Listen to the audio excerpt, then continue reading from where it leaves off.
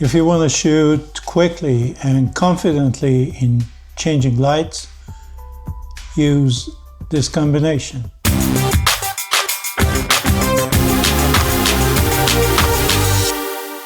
It is Aperture Priority with Auto ISO. In Aperture Priority mode, you choose the aperture to control the depth of field, meaning that you can control how your background is going to look.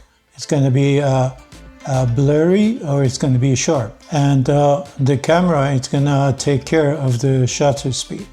But if the light changes, let's say you are moving from sun to shade and your shutter speed drops, it's going to ruin your images and they might become underexposed. And this is when Auto ISO comes in. With Auto ISO turned on, the camera is going to change the shutter speed automatically and maintaining a balanced exposure. It is fast, smart, and no fumbling through settings.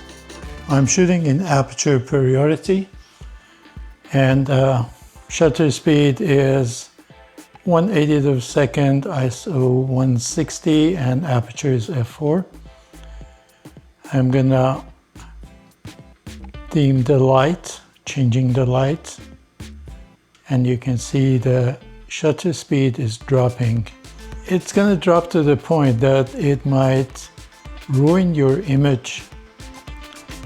And if you're hand holding the camera, you might get some blurry image or get some motion blur. So without any further ado, let me walk you through Nikon Z6 III menu and show you how to set your ISO and also how to turn Auto ISO. In that menu, there are other settings that are going to help you get a better balanced exposure, and those are the maximum ISO and also minimum shutter speed. There is another feature that is very helpful when you're using Auto ISO with Aperture Priority or you're shooting in Shutter Priority or manual mode, and that is exposure compensation, and I'm going to cover that when I'm going with you over the menu. What I'm going to do, I'm going to ISO sensitivity setting in photo shooting menu, and it is recommended that if you use Auto ISO, it's better to set this to the lowest base ISO in your camera. And on this camera is 100. So I'm gonna turn on Auto ISO, change this to, let's say, 3200, and I'm gonna set this to 1/20th of a second. So in this way, the camera is not going to go over ISO 3200, and it's not going to go lower than 1/20th of a second shutter speed. What I'm going to do, I'm going to increase the light, and you can see that shutter speed is changing when I dim the lights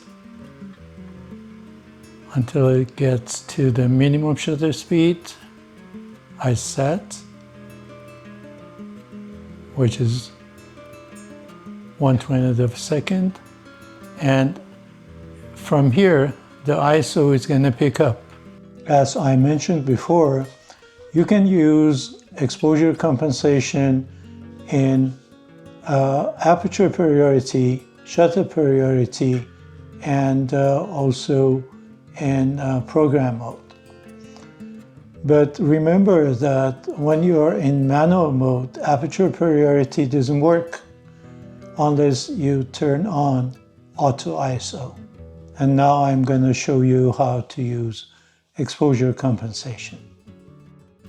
To activate exposure compensation, just push the button with the plus and minus on the top of the camera.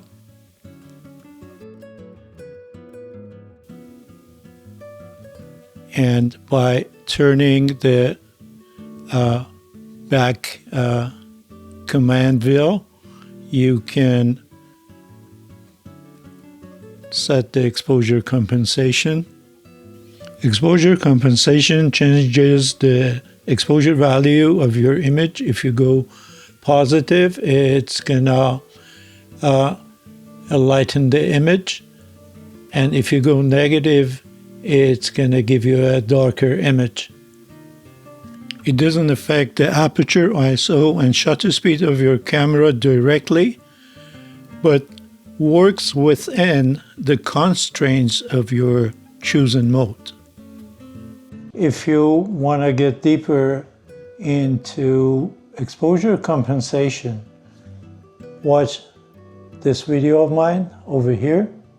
You can use the combination of Aperture Priority with Auto ISO to shoot some street shots and travel shots when you move around and the light keeps changing. Also, it is very useful when you're shooting outdoor portraits and want to maintain a shallow depth of field when the clouds keep coming in and the light changes rapidly. So you can use it for wedding and events, and it is so suitable for shooting wildlife when you follow your subject, like you're following a bird or a deer in a forest, and the light just keeps changing like crazy. So if you are shooting fast and you are working in natural light or capturing the action, Aperture Priority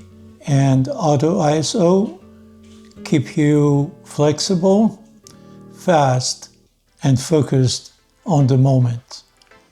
When you're using Aperture Priority and you have set your minimum shutter speed and maximum ISO, you have to watch your shutter speed when you get to your maximum ISO. Because in some cameras like this Nikon Z6 III, when I get to maximum ISO, then the camera is going to lower the shutter speed just to prevent underexposure. Let me show you this. I'm gonna gradually dim the light. The light is changing, so shutter speed is dropping. I set 1/25 of a second as minimum shutter speed. So when I get to 1/25 of a second, the Auto ISO is gonna pick up.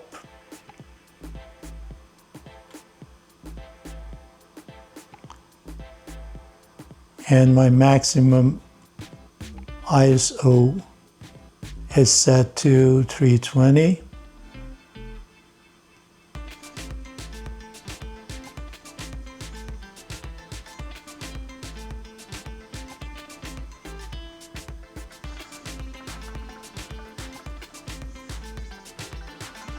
And from now on, the camera is gonna bring down the shutter speed.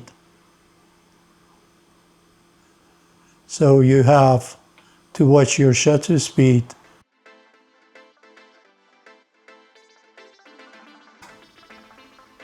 And in case you feel that the setting is going to cause underexposure, you can use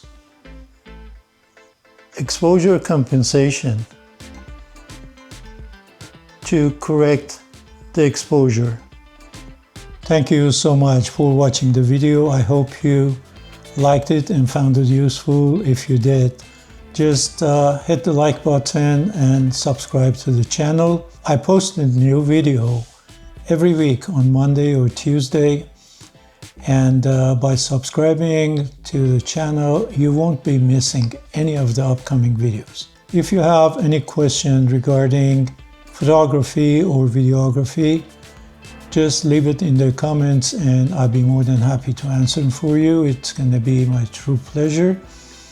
As always, take good care of yourself, keep shooting, and I'll see you soon. Cheers.